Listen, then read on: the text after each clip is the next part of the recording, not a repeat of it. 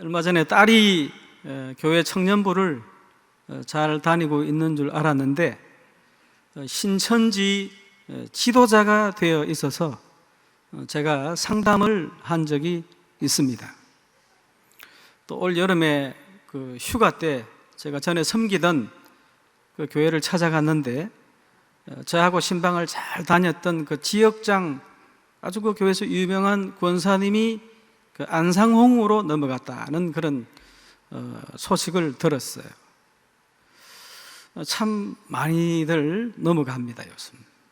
어떤 사람들이 넘어가느냐? 초신자들은 안 갑니다. 왜냐하면 성경 자체에 아직 큰 관심이 없기 때문에 성경 공부하자 하는데 잘 안 가요. 어떤 사람이 잘 넘어가느냐면은 그래도 진리에 열정이 있고 관심이 있는 사람, 그럼에도 이 성경을 대충 아는 사람, 또 애매하게 아는 사람들이 넘어갑니다. 그래서 오늘 본문 제목처럼 예수 똑바로 모르면 넘어갑니다. 이럴 때일수록 이 예수 그리스도가 누구인지에 대해서 교회는 아주 총력을 다해서 전해야 될 때라고 그렇게 생각을 합니다. 우리가 직접 그 이단 공부를 하는 것도 중요하고 그 사람들이 뭘 주장하는지 바로 알고 대처하는 그런 공부하는 것도 중요하지만, 그러나 우리가 평상시에 이 예수 그리스도에 관해서, 이 성경에 관해서 아주 체계적으로 그리고 심도 있게 미리미리 공부를 해놓는 것이 곧 그들을 대비하는 길일 것이다, 그런 생각도 하게 됩니다. 그래서 오늘은 이 예수 그리스도가 어떤 분인가 하는 것에 관해서 집중적으로 한번 생각을 해보도록 하겠습니다. 오늘 본문 말씀은 이 2절을 보시면, 이 복음은 선지자들을 통하여 그의 아들에 관하여 성경이 미리 약속하신 것이라. 구약의 선지자들이 아들에 관하여 곧 오실 메시아에 대해서 계속 이야기를 했다는 것입니다. 곧 그분이 오신다. 그래서 막상 이제 그분이 오셨어요. 그리고 보니까 특징이 있습니다. 어떤 특징이 있느냐? 양성을 가지신 분이더라. 곧 신성과 인성이 있더라. 쉽게 말하자면 완전한 인간이요 완전한 하나님이시더라 하는 것입니다. 그 3절 말씀의 뜻이 그렇습니다. 그 예수는 누구냐? 인성으로 치면은 사람의 가문 가운데에 왔다는 것이죠. 다윗 가문의 가운데에 왔기 때문에 이분은 완전한 사람이다. 그러나 4절을 보면은 이분이 또 하나님인 이유가 있다. 부활을 했지 않느냐. 사람은 살았다가 죽었다가 살아날 수 없는데 이분은 죽었다가 살아났다. 이 부활 그 자체가 이분이 하나님이신 것을, 신인 것을 증명하는 것이다, 그런 뜻입니다. 2절에서 4절까지가. 오늘 주목할 말씀은 2절입니다. 선지자들을 통하여 그의 아들에 관하여 성경이 미리 약속하신 것이라. 구약의 여러 선지자들이 메시아에 대해서 계속해서 말을 해왔다는 것입니다. 히브리서에 보면 비슷한 말씀이 있어요.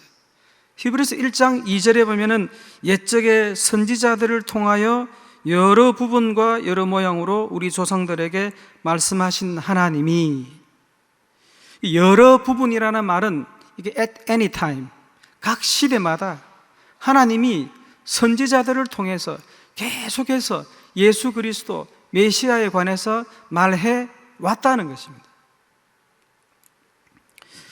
그러면 그 선지자들이 예수 그리스도에 대해서 도대체 어떤 내용의 말을 했을까 하는 것이 중요하지 않겠습니까?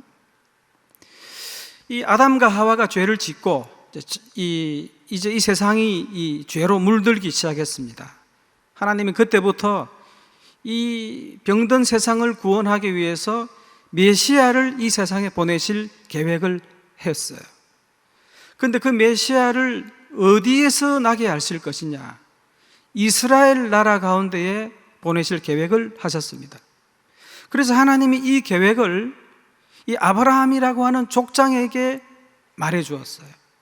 창세기 12장에 보면은 하나님께서 그렇게 이야기하십니다. 내가 너로 큰 민족을 이루고 그리고 그 민족을 통해서 세계가 복을 받도록 하겠다, 그렇게 말씀했습니다. 이 아브라함이라는 사람은 이스라엘 민족의 조상이거든요.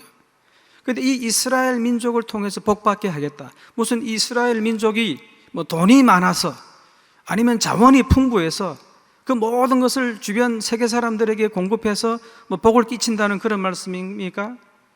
우리 한국이 지금 하나님께서 아브라함이 이스라엘을 통해서 복을 받는다 그랬는데 우리가 이스라엘의 혜택을 받은 적이 지금 있습니까? 그런 뜻이 아니고, 이 말은 이 이스라엘 민족 가운데에서 메시아가 나오게 될 것이고, 이 메시아를 통해서 사람들이 복음을 듣게 되고, 그리고 하나님의 백성이 되고, 전 세계 모든 사람들이 하나님의 한 가족이 되는 것을 의미하는 것입니다. 그래서 이 메시아는 이스라엘 가운데에 나온다는 것을 미리 하나님이 아브라함에게 가르쳐 주었습니다. 그 다음에 이 이스라엘 가문 가운데에서도 이 메시아는 유다 지파 가운데에 나오게 할 것이다 작정을 하고 하나님께서 야곱이라는 족장에게 또 가르쳐 주었습니다. 그 야곱이 창세기 49장에 보면은 자기 12아들에 대해서 축복 예언 기도를 하는데 그 이후에 보면 정확하게 이것이 다 이루어집니다.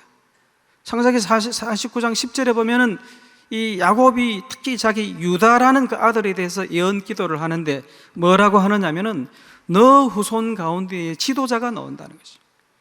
이 지도자가 나와서, 이 지도자가 그런데 한 민족의 지도자가 아니고 모든 백성이 바로 이 지도자에게 무릎을 꿇게 될 것이다.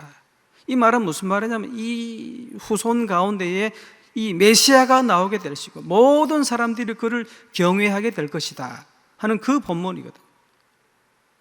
이 족장에게 너 후손 유다 가문 가운데에 메시아가 나올 것이라고 예언을 했어요. 그러면 이 야곱이 이 말씀을 듣고 계속 전했다는 것이죠. 우리 가운데에 유다 지파 가문 가운데에 하나님이 오신다, 메시아가 오신다, 바로 그 본문입니다. 그 다음에 이 하나님께서 또 이 메시아를 유다 지파 가운데에서도 다윗의 그 혈통, 다윗 족보 가운데에 나오게 하실 그런 계획을 갖고 있어서 그것을 누구에게 일러주셨냐면은 예레미야라는 선지자에게 일러주었습니다. 그래서 예레미야서 1장 5절에 보면 이런 말씀이 있습니다. 보라, 때가 이르리 내가 다윗에게 한 의로운 가지를 일으킬 것이다.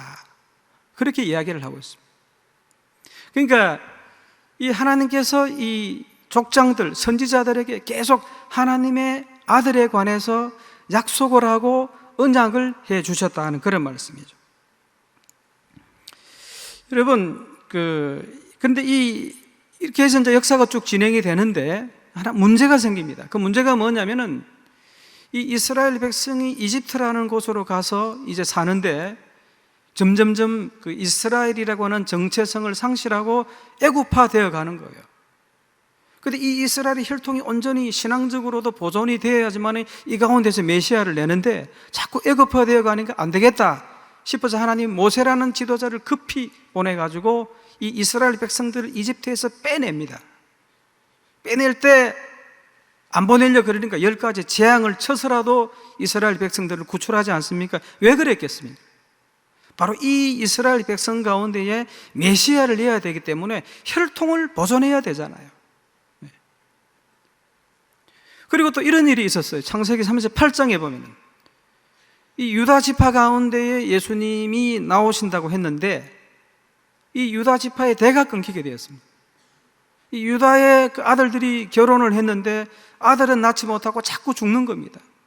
혈통이 끊어지면 그 하나님께서 유다 지파 가운데 메시아 보낼 계획에 차질이 생기잖아요. 그래서 하나님이 급하셔가지고 이 유다 시아버지 유다와 그리고 며느리 다말과의 관계에서 아들이 생기도록 해버린다는 것이죠. 유다 지파를 보존해야 되니까. 그리고 또 가다가 진짜 큰일이 일어났어요. 나중에 이 이스라엘 그 하나님의 백성들이 쭉 가다가 바벨론이라는 대제국에서 완전히 멸망을 당해버립니다. 큰 위기죠. 이 이스라엘의 하나님의 백성이 지구상에서 완전히 사라지기 직전에 있었습니다. 그러면 안 되잖아요. 하나님의 계획에 차질이 생기잖아요. 그래서 하나님께서 어떻게 하느냐, 그 때를 아시고 앞으로 그런 일이 있은 것을 아시고 200년 전에 이 구원자를 하나 딱 심어두었습니다. 그 구원자의 이름을 밝히기까지 했어요. 이사야 44장에 보면 고레스라고 나옵니다.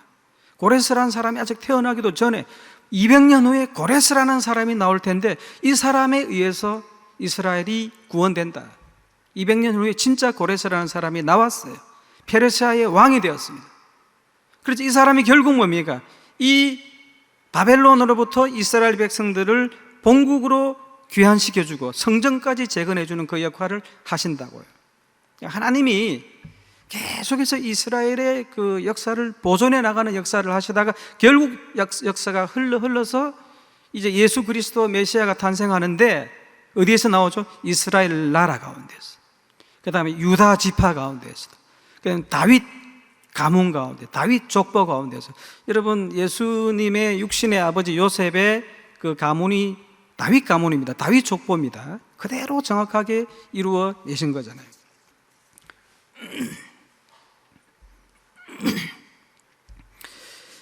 그래서 우리가 이 그 예수님부터 그 이스라엘 역사가 태동하기까지가 기간이 2000년 기간입니다. 2000년 기간 동안에 하나님이 구속의 드라마를 쓰신 거예요. 시나리오도 쓰시고 연출도 하시고 감독도 하시고, 그 다음에 그 엑스트라들은 누구냐? 선지자들, 왕들, 그 다음에 족장들을 세워서 쓰셨다는 것이죠. 그래서 우리가 나중에 성경을 읽을 때 구약 성경에 왜 우리가 이스라엘 역사를 공부해야 되지? 그렇게 말하시면 안 됩니다. 이 이스라엘의 역사를 공부해야 될 이유가 있어요. 이 이스라엘의 역사는 뭡니까? 하나님께서 이 메시아를 이스라엘이라는 나라와 그 다음에 유다 지파와 다윗 족보 가운데에 내시기 위해서 계속 그들을 보호하시는 그 역사이다 하는 것이죠. 의미가 굉장히 깊죠, 여러분. 예.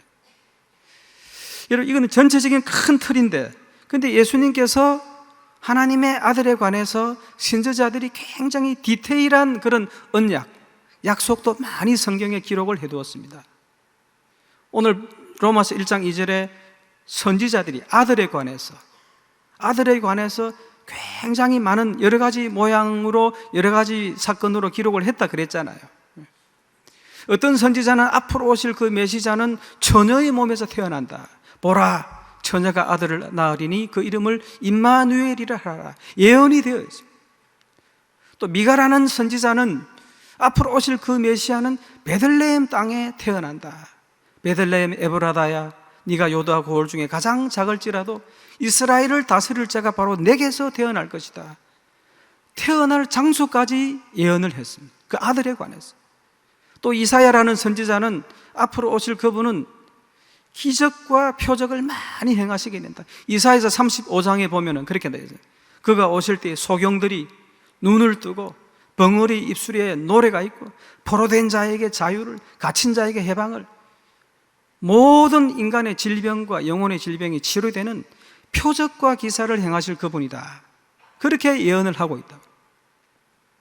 또 어떤 선지자는 그 스가랴라는 선지자는 그 예수님이 이 메시아가 오시는데 그분은 은 30냥에 팔릴 것이다. 스가랴서 11장에 보면 이분이 어떤 사건과 사고에 휘말려서 팔리게 되는데 그 가격이 은 30냥이다. 딱 예언되어 있습니다. 그 다음에 스가랴서 9장에 보면 이분이 예루살렘으로 왕으로서 입성하실 때 아주 작은 낙이 새끼를 타게 될 것이다. 이것까지도 예언을 했어요. 또 어떤 선지자는 이 앞으로 오실 이 메시아는 오셔가지고 뭔가에 푹 찔리게 될 것이다. 그가 찔림은 우리의 허물을 인하며, 그리고 굉장히 많은 매를 맞고 얼굴에 침뱉음을 당하게 된다. 그 이사야 35장 그 보면은 그렇게 됐습니다. 예수님께서 미리 그 선지자를 통해서 예언하시기를 수차례 내가 얻어 터졌지만 내 등을 피하지 아니하였으면 그들이 내 얼굴을 향해서 침을 뱉을 때도 내 얼굴을 가리지 아니할 것이다. 침뱉음을 당하고 채찍질 당할 것을 700년 전에 예언을 했다고요. 우리가 보면 이리 시시콜콜한 것까지도 예언을 했을까? 했습니다. 또 어떤 경우는 예수님이 죽게 되는데, 앞으로 오실 메시아가 죽게 되는데 이 사람이 강도들과 함께 죽게 될 것이다. 그리고 그 묘실은 부자와 함께 장사된다. 여러분, 그 강도와 함께 죽으면 그 사람을 장례를 치러주지 않습니다. 그는 바로 성 밖으로 버려버리죠. 그것도 아이러니한데, 이 존재는 강도와 함께 죽는데 묘실은 부자의 묘에 장사가 된다. 아리마대 사람, 요셉의 묘에 장사되었잖아요. 정확하게 전부 다 이루어지게 된 것이죠. 제가 지금 이 중요한 것만 뽑아가지고 지금 말씀을 드렸지 그 외에 굉장히 많습니다. 구약 성경은 이 예수 그리스도에 대한 예언으로 이 도배가 되어 있는 책들입니다. 자, 여러분, 우리가 예수님을 메시아로 그리고 구원자로 하나님의 아들로 믿을 수 있는 근거가 바로 여기에 있습니다. 한번 생각해 보십시오. 구약 성경에 이런 언약이 없다면, 이런 약속이 없다면 우리가 예수를 믿을 수 있겠습니까? 예수님이 어느 날 느닷없이 뚱딴지같이 나타나가지고 내가 메시아다, 내가 구원자다, 나는 생명의 떡이다, 이 떡을 먹는 자는 영원히 죽지 않는다, 아브라함이 나기 전에도 내가 있었다, 나는 부활이요 생명이니 나를 믿는 자는 죽지 않고 살아서 나를 믿는 자는 영원히 살리라. 어떤 사람이 나와가지고 막 그런 소리 하면 여러분 믿을 수 있겠습니까? 저라도 안 믿습니다. 저라도. 그런데 우리가 예수님을 메시아로 구원자로 하나님의 아들로 믿는 근거가 뭡니까? 그 이유가 뭐가 있습니까? 바로 구약에 이 아들에 관해서 약속이 되어 있다는 거죠. 이 예수 그리스도에 대해서 언약이 되어 있다는 것이죠. 그리고 막상 우리가 그분을 받아보았어요. 받아보니까 뭡니까? 이 예수 그리스도 안에서 이 구약에서 말한 모든 언약과 약속이 성취되었다는 것이 보이잖아요. 그러니까 뭡니까? 우리가 이분을 예수 그리스도를 하나님의 아들로 구원자로 믿을 수 있게 되는 것이죠. 여러분, 우리가 지금 자기가 보혜사라고 하는 사람들 많아요. 자기가 구원자, 자기가 재림주라고 하는 사람들이 굉장히 많습니다. 그 사람들에게 똑바로 물어봐야 돼요. 근거가 뭐냐, 근거가. 구약에 약속이 되어 있느냐는 거죠. 구약에 언약이 되어 있느냐는 거죠. 그걸 물어봐야 되는 거죠. 물론 신천지는 뭐라고 하느냐면은 이 구약 성경은 예수 그리스도를 다 집중하는 것이라고 하는 것을 인정합니다. 그 사람들은. 왜 그러냐면은 하나님이 시대별로 그 시대에 맞는 자기의 종을 보내서 그 시대를 밝힌다는 것이죠. 그래서 예수 그리스도는 그 육적 이스라엘을 담당했고 자기 이만희는 영적 이스라엘 그 부분을 담당한다고 그렇게 이야기하거든요. 그래서 이 시대의 보혜사는 자기다 그렇게 이야기합니다. 내가 구원자다, 내가 보혜사 재림자다 그렇게 이야기하는데 그래도 물어봐야 돼요. 자, 그러면 그래도 근거가 있을 거 아니냐, 근거. 우리가 중요한 것은 근거입니다. 제가 알기로 1931년 9월 달에 경북 그 청도에서 이 이만희 씨가 태어난 걸로 알고 있습니다. 근데 이 사람이 갑자기 느닷없이 자기가 보혜사라고 이야기하고 있거든요. 자기가 구원자라고 이야기하고, 자기가 구원자라는 말은 보혜사고 재림주라는 말은 예수 그리스도와 동급이라는 말입니다. 초림주는 예수, 재림주는 자기, 동급이라는 그런 뜻이거든요. 그러면 예수님에 대해서 그렇게 많은 구약이 언약을 하고 약속을 하고 증거들이 넘쳐나는데 이 이만희에 대해서도 있어야 되는 거예요. 신약 시대에. 신약 성경에 그게 어디 있느냐고 물어봐야 되는 거예요.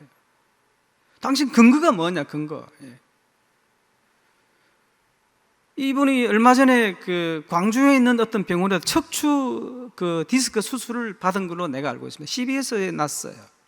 근데 본인이 영생 불사한다 그러거든요. 영원히 죽지 않는다 그러거든요. 영생주라 그럽니다. 영생주. 그러면 예수 그리스도와 동급이에요. 그 동급이신 예수 그리스도는 구약의 그분에 대한 약속과 언약이 넘쳐나잖아요. 그 증거들이.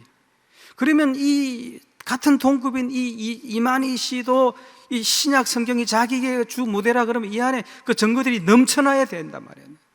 그 근거가 뭡니까? 대해 보십시오. 여러분 그렇게 말할 자신이 있습니까? 잘 적어 두십시오, 이걸. 근데 성경 구절을 대기는 됩니다. 근데 이 구절 연결시키고 이 구절 저렇게 연결시키고 거미줄처럼 복잡해 너무너무 어지러워요. 그거 들어보면. 제가 그 내용을 인터넷으로 이렇게 쭉 그 분들이 가르치는 지도자들에 대한 걸 좀 봤는데 어지러워서 제가 이해를 못 하겠어요. 제가 지금 이 신학 공부부터 지금까지 30년이 지나왔거든요. 저는 매일매일 하루 그냥 텔레비 보다가 잠이 든 적이 없습니다. 무슨 책을 꺼내들고 무슨 성경 주석을 해도 30년 동안 제가 공부한 제가 그 사람들이 하는 이야기 도무지 알아들을 수가 없어요. 제가 저서가 5권 있잖아요. 책이 5권에. 그런 사람인데도 그 사람들이 하는 주장에 대해서 제가 도무지 이해할 수가 없어요. 이건 무슨 말이겠습니까? 엉터리라는 것이죠. 누가복음 24장 44절에 예수님이 뭐라고 이야기했냐면은, 보면은 그 예수님은 구약의 모세 이르시되 너에게 말하면 모세 율법과 선지자의 글과 시편이 다 나를 가리켜 기록한 것이다. 모세의 글이라면은 모세 오경을 가리킵니다. 선지자의 글들이라 그러면은 우리가 말하는 이사야, 에스겔, 예레미야 이런 글들을 가리키죠. 시편은 시편 그대로고. 예수님께서 그 본문을 보면서 이 모세의 오경에 있는 이 본문은 나에 대해서 가르치는 것이고, 이 선지서 이 부분에 대해서는 나의 사역에 대해서 가르치는 것이고, 시편 이 부분에 대해서는 나의 어떤 면에서 가르치는 것이고, 딱딱딱딱 이야기해 줬다는 말입니다. 예수님은 그렇게 하셨어요. 근데 이 신천지 이만희도 그렇게 하기는 합니다. 뭐 갖다 대긴 갖다 대요. 근데 정확하게 못합니다. 굉장히 복잡합니다. 상대방을 빙빙 어지럽게 만들어 놓고 그 틈을 탁 노리는 것 같아요. 제가 볼 때는 이게 얼마나 째째합니까? 그 재림줄 아는 사람이 굉장히 째째하고 그렇게 없어 보입니까? 이 구절은 나, 저 구절은 나를 가리키는 것이다. 딱딱딱 이야기해야 되는데 못합니다. 여러분, 엉터리라는 뜻이죠. 제가 하시는 말씀 이해가 되십니까? 네. 여러분, 작년에 제가 신천지 지도자급 되는 사람 5명이 우리 영접실로 들이닥쳐서 토론 한번 해보자고. 제가 이 말을 했습니다. 그때 막 엉망진창이어가지고 제가 기억도 잘 안 나는데 초창에 제가 그래 이야기했어요. 근거가 뭐냐, 근거가. 약속이 되어 있느냐, 언약이 되어 있느냐. 꼭 그렇게 물어보면 그 사람들이 대답하는 말이 있어요. 꼭 대신해서 하는 말이 있습니다. 거기에 대한 대답은 안 하고 와보라 그럽니다. 와보라. 와서 성경 공부 해보면 안다는 거죠. 여기 와보면 확신한다는 거죠. 꼭 그 이야기합니다. 그 사람들이. 와보면요, 우리 이만희 총재님 얼마나 능력이 많은지 모릅니다. 말기암 환자한테 기도를 탁 했더니 갑자기 양수가 터져가지고 뭐 얼굴에도 범벅이 되고 몸 전체를 샤워를 했는데, 그리고 나서 딱 나왔습니다. 그런 신화적인 이야기들, 그 나타나는 현상들, 그런 이야기 합니다. 요한계시록에 나와 있는 그 두루마기를 우리 이만희 총재가 꿀떡꿀떡 삼켰다는 거죠. 그런 이야기입니다. 현상들. 이런 신화들은요, 지금 스님들한테도 굉장히 많이 일어나요. 스님들한테도. 병 고치는 역사, 이런 역사. 예수님도 병자를 고치시고 심지어 죽은 자를 살리시고 무리를 걸으셨습니다. 그런데 우리가 예수님께서 이렇게 행하신 놀라운 일들을 보고 예수를 믿는 게 아닙니다. 사실 예수님께서 이적을 행하고 표적을 보여주신 것은 구약에 보면은, 구약의 그 예수에 대한 메시아 전통에 보면, 이사야에서 보면은 앞으로 오실 그 메시아는 강력한 메시아 이적을 동반한다라고 기록이 되어 있어요. 그분이 오면 소경의 눈을 뜨고 귀머거리들의 귀가 열리고 이 봉사들의 입에 체질이 풀리면서 노래가 담아지고 쭉 그런 이야기 나옵니다. 예수님께서 기적과 표적을 행한 것은, 병을 고치고 무리를 걷고 죽은 사람을 살리신 것은 그 예언의, 구약에 예언된 메시아 표적, 메시아 전통을 이루는 그 사건인 것이지, 그게 주 목적이 아니다는 것이죠. 여러분, 우리가 예수를 믿는 것은 예수님께서 무슨 놀라운 일을 행하기 때문에 믿는 것이 아닙니다. 왜 예수를 믿느냐? 하나님이 보내기로 약속하신 그대로 예수님이 오셨기 때문에 우리가 그 예수님을 믿을 수 있는 거예요. 구약에 만약에 그런 언약이 없다면 어떻게 하겠습니까? 구약에 그런 예언이, 약속이 없다면 못 믿는 거죠. 지금도 저도 안 믿겠습니다. 사이비 종교 중에 하나라고 생각해요. 왜냐하면 그런 존재가 지금 너무 많기 때문에. 당신이 참 메시아인지 보혜사인지 증거를 대보십시오, 그렇게 하잖아요. 그럼 또 꼭 하는 말이 있습니다. 와서 성경 공부하자 그럽니다. 와서 성경 공부하자. 이 사람들의 그 성경 해석 방식이 딱 2가지가 있습니다. 하나가 뭐냐면 단어 짝짓기. 자기들이 주장해야 될 내용이 딱 하나 있잖아요. 그러면 어떤 구조를 찾아냅니다. 그 단어가 거기에 숨어 있어요. 그리고 그 다음 또 그 단어와 연결된 구조를 찾아내서 요리저리 요리저리 연결시켜서 하는 단어. 여러분 우리가 그거 아시죠? 옛날에 원숭이 엉덩이는 빨개, 그거 압니까? 옛날 사람들은 좀 아시죠? 원숭이 엉덩이는 빨개. 빨간 것은 사과. 사과는 맛있어. 맛있는 것은 바나나. 바나나는 길어. 긴 것은 기차. 기차는 빨라. 빠른 것은 비행기. 비행기는 높아.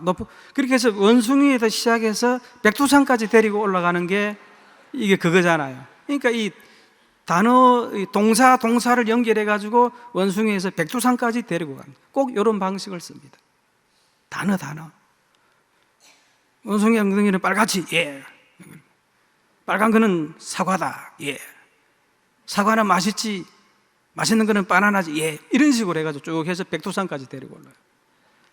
제가 만약에 이단 교주라면 이걸 어떻게 사용하는 줄 아십니까? 제가 만약에 이걸 한번 사용을 한번 해볼까요? 누가복음에 보면은, 마가복음에 보면 1장에 예수님께서 물 위로 올라오실 때 성령께서 비둘기처럼 임했다 그랬잖아요. 제가 이걸 악용 한번 해볼까요?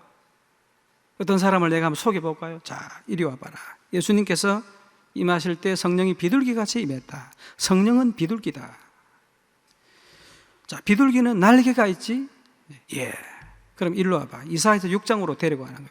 이사야 6장에 보면 스랍이 나옵니다. 스랍. 이 스랍이 뭐냐면 하나님의 보좌를 지키면서 하나님께 수종드는 종들인데 날개가 6개 있다고 되어 있어요. 자, 여기 6장에 보니까 스랍들이 있는데 날개가 있지? 예. 뭐야 이거? 성령은 바로 성삼위일체 중 한 분이 아니고 천사 중 한 분이야. 이렇게 딱 연결시킬 수 있다는 것입니다. 비둘기 날개, 스랍 날개 딱 연결 한 묶음해서 자기가 주장하는 바를 딱 가르칠 수 있다는 거예요. 이게 단어 짝짓기입니다. 단어 짝짓기. 전부 다 이런 식으로 합니다. 근데 듣는 사람들은 어떻습니까? 와, 오묘하다. 이 성경적이다. 성경만 갖고 그 사람들 이야기하되 그렇게 이야기합니다. 성경만 갖고 그 사람들 이야기한다. 우리가 생각하는 그런 집단들이 아니다. 너무 성경적이다. 그렇게 합니다. 그러니까 이게 여러분 딱 이 단어 짝짓기로 해가지고 그 비유풀이를 합니다. 이 비유풀이를 한 30개 정도 이런 식으로 단어끼리 해서 딱 그 오리엔테이션을 시키면요. 이게 소위 미끼입니다. 미끼. 여기 탁 걸려들면 그 다음에 줄줄 낚여서 올라가게 됩니다. 30개 비유풀이, 단어풀이, 단어 짝짓기 그게 딱 들어가면 누구든지 다 넘어갑니다. 누구든지. 웬만한 사람들은 다 넘어갑니다. 여기에 속지 마시라고요. 아시겠습니까? 그 다음에 이 사람들이 잘 쓰는 성경 해석 방법이 성경 문맥 자체를 조작합니다.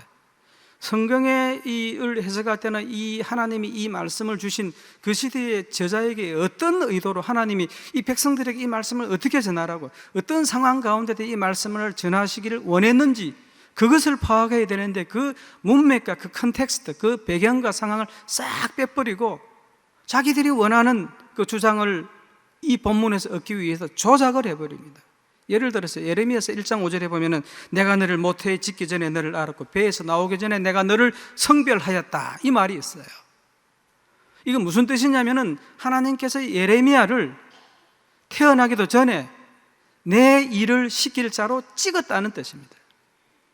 하나님의 사역자로 내가 너를 복중에서부터 내가 찍었다는 그런 뜻이에요. 그런데 이걸 어떻게 조작을 하느냐 하면은 사람이 모태에 태어나기 전부터 내가 너를 알았다. 이 구절 가지고 어떻게 하느냐면 사람이 이 세상에 태어나오기 전에도 그 사람에 해당하는 영혼이 따로 존재했다. 말이 되겠습니까? 안 되겠습니까? 그럴듯하죠? 근데 그렇게 넘어갑니다. 그러니까 이런 식으로 쫙 하면은 여러분 그대로 다 넘어가게 되는 거죠. 일반 사람들은 다 따라 넘어갑니다. 여러분 어디 성경 공부할 때 잘 기억해 두십시오. 단어로 연결시켜서 자꾸 물고 연결시킨다 그러면 이거는 가짜라고 보시면 됩니다. 그리고 이 본문에 대해서 그때 사람들이 그래요. 이 본문을 딱 해석해 줄 때 이 성경 가지고 다 하잖아요. 그렇기 때문에 성경 가지고 막 연결해 나갈 때 느낌은 분명히 확 이상해요. 이상하게 딱 오는데 근데 성경 가지고 하니까 대답을 못 합니다. 아닌 것 같은데 이 반박할 힘이 없는 거예요. 그러다가 그냥 줄줄 하다가 딱 잡혀가지고 줄줄줄줄 따라가는 경우들이 굉장히 많이 있습니다. 이 방법을 여러분 조심하시기 바랍니다. 그리고 이 사람들이 하나 특징이 뭐냐면은 이 성서 주석을 다 무시해버립니다. 성서 주석. 주석이라는 것은 성경 한 구절 한 구절에 대해서 굉장히 많은 그 어떤 이 상황과 배경과 단어의 성격과 모든 것을 총괄화해서 그 하나하나의 구절들을 해석해 놓은 것인데 그것을 다 없애버려요. 이 얼마나 몇 세기 동안 이 성서 주석 이 얼마나 유용하게 활용이 되어 있고 많은 사람들로부터 읽혀지고 설교되고 그래서 막 삶을 변화시키고 지금까지 지탱되어 왔는데 한때 자유주의 신학으로부터 이 복음을 수호하면서 지켜냈던 그 순수한 복음주의자들이 그 정성의 보수적인 복음적인 그 성경 주석 자체를 전부 다 거절합니다. 이것은 그 사람들의 개인적인 사견이다. 그렇게 합니다. 그렇게 해놔야 정상적인 설교 그 해석을 이렇게 비틀어 놓아야 자기들이 설 수 있기 때문에 그렇게 해놓는다는 거예요. 얼마나 건방진 사람들이에요.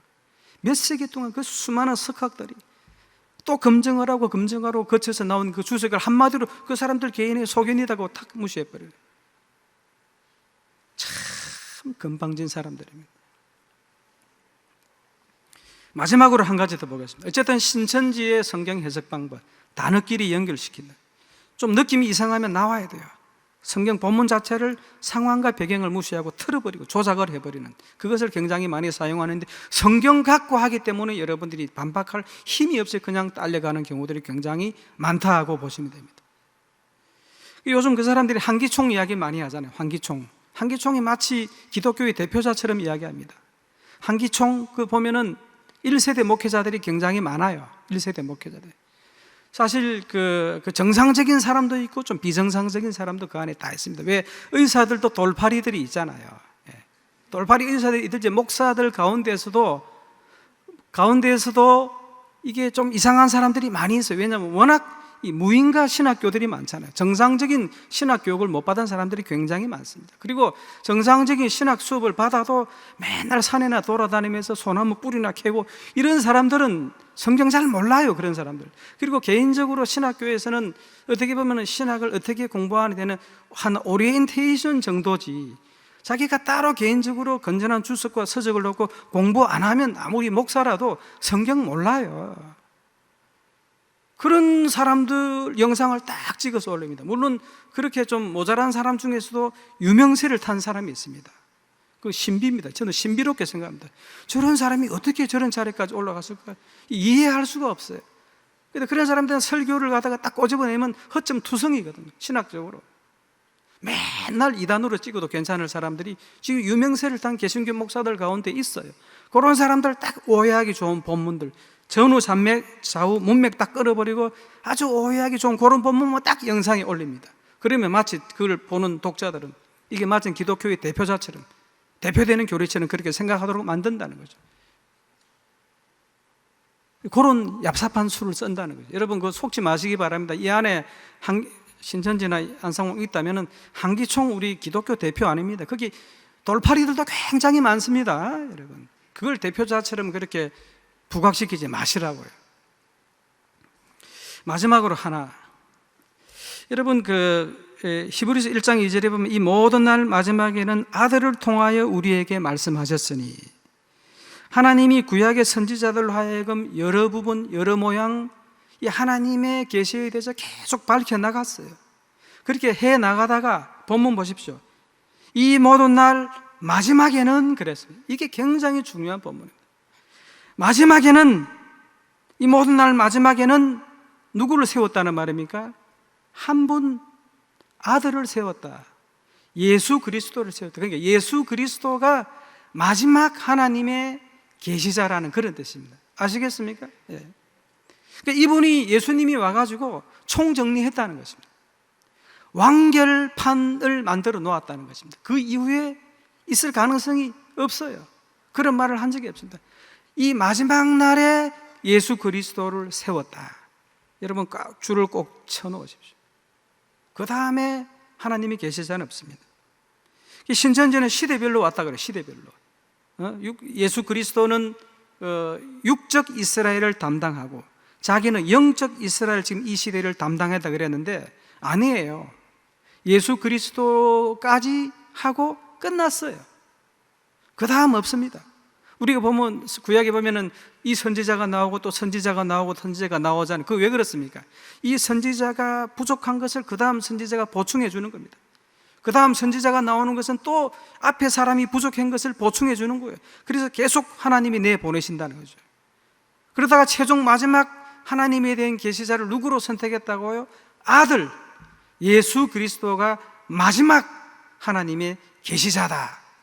꼭 기억하시기 바랍니다. 그 다음에 있다는 것은 엉터리입니다. 앞에 이렇게 부족하기 때문에 그 다음 선지자 내고 또 더 보충하기 위해서 선지자가 낸다. 그러면 예수 그리스도 이후에 또 이만희가 이 시대의 계시자라 그러면 예수가 엉터리라는 거 아닙니까? 부족하다는 거 아닙니다. 요한 1장에 보면 태초부터 있는 생명의 말씀에 관하여는 우리가 들은 바요 눈으로 본 바요 자세히 보고 우리 손으로 만진 바라. 태초부터 있었던 말씀, 이 말씀은 로고스라는 뜻입니다. 논리라는 뜻입니다. 논리. 태초부터 하나님에 대한 논리가 있었다는 거죠. 이 논리가 근데 이 세상에 왔어요. 이 세상에 와서 봤는데 우리가 눈으로 볼 수도 있고 손으로 만질 수도 있고 들을 수도 있고 점점 더 가다가 피를 흘리고 죽었네. 태초부터 있던 하나님에 대한 논리 덩어리가 왔어요. 그 덩어리가 누구냐? 바로 예수 그리스도라는 것이죠. 이분이 하나님에 대해서 박사학위를 받아가지고 이 세상에 오셨습니다. 논리 덩어리가 와서 최종 완결판, 완성품을 만들어 놓고 하늘로 가신 것입니다. 여러분, 좀 정리가 되십니까? 우리가 예수 그리스도를 믿는 것은 딴 이유 때문에 그렇지 않습니다. 이분이 약속되어 있는 분이기 때문에, 구약의 언약이 되어 있는 분이기 때문에, 그리고 그분을 보니까 그 언약이 다 성취되어졌거든요. 그래서 우리가 이분을 믿게 되는 것이다. 이적 행하고 표적 행하는 것 선임들로 행합니다. 선임들. 대손진리교 거기 가보십시오. 표적 기사 이야기 더 많이 듣습니다. 누가 그 표적과 기사를 많이 소유하고 있느냐에 따라서 초일류 강사가 되고 이류 강사가 되는 거예요. 그런 게 중요한 것이 아니고 근거가 어딨냐, 약속이 되어 있느냐, 이걸 따져보셔야 됩니다. 그 다음에 성경 공부, 일단 그들의 일반 주석은 다 무시해버립니다. 얼마나 가소로운 짓이에요. 수세기 동안 그 석학들이 공부하고 업적을 쌓아놓은 그걸 단순히 자기 개인적 사견이라고 무시하는데, 그러면서 엉터리 단어 짝짓기, 그 다음에 성경 본문 자체를 왜곡시키고 조작하는 그거 사용하는데, 그렇기 때문에 여러분들은 그 스스로 보고 이길 자신 없으면 아예 어디서 성경 본자 하자 그러면 안 가는 게 상책입니다. 아시겠습니까? 그러니까 마지막 말, 하나님의 계시에 대해서 마지막 주자가 누구였느냐? 예수 그리스도다. 하나님에 관한 논리 덩어리 그 자체가 예수 그리스도다. 그분 이외에는 다 엉터리고 사기꾼이다. 그렇게 보시면 됩니다. 질문 있습니까? 기도하겠습니다. 하나님, 오늘 주신 이 말씀을 잘 숙지해서 우리도 이 이단 사이비들로부터 진리를 잘 수호하는 파수꾼들이 될 수 있도록 우리 개인도 그렇게 사용하여 주시고, 또 그리고 이 악한 자들, 미혹해하는 자들 어서 이 시대에 물러갈 수 있도록 하나님 역사하여 주시옵소서. 또 안타깝게도 저기에 발걸음을 들여놓은 그 어리석은 자들이 있다면 하나님 빨리 그 미혹의 영을 거두어서 돌아올 수 있도록 인도하여 주시옵소서. 예수님 이름으로 기도합니다. 아멘.